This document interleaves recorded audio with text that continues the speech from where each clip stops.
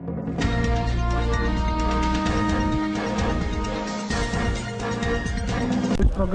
sampai hari untuk menghadapi pertandingan perdana seperti apa?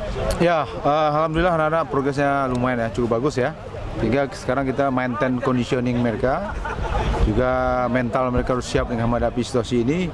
Karena sebagai tuan rumah tentu suatu hal yang sangat luar biasa buat kita ya.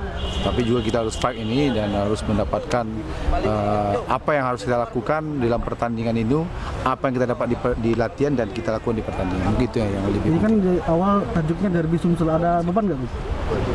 Kalau beban tidak ada. Karena begini, kalau kita beban nanti anak-anak tidak main lepas ya. Yang penting dia nikmati ya pertandingan itu, tapi dengan cara kita bermain, karakter kita bermain baik dalam bertahan dan menang, itu penting.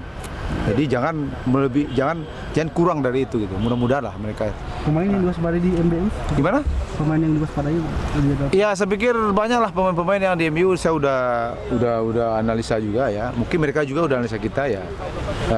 Ya terutama pemain senior ya, yang sekarang Atep kan udah masuk saya lihat itu. Ya mudah-mudahan lah kita nanti secara detail akan bicarakan sama pemain, tapi nggak perlu kita bongkar di sini, kan itu mungkin rahasia kita. Jadi target utama 3 poin, yakin?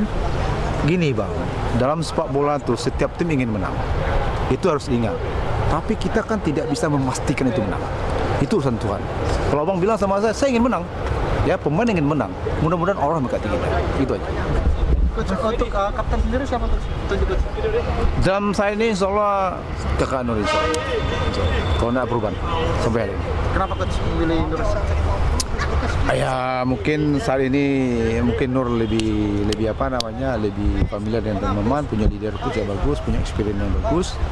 Mudah-mudahan kita nggak sepakat dengan tim pelatih, kita arahkan ke dia.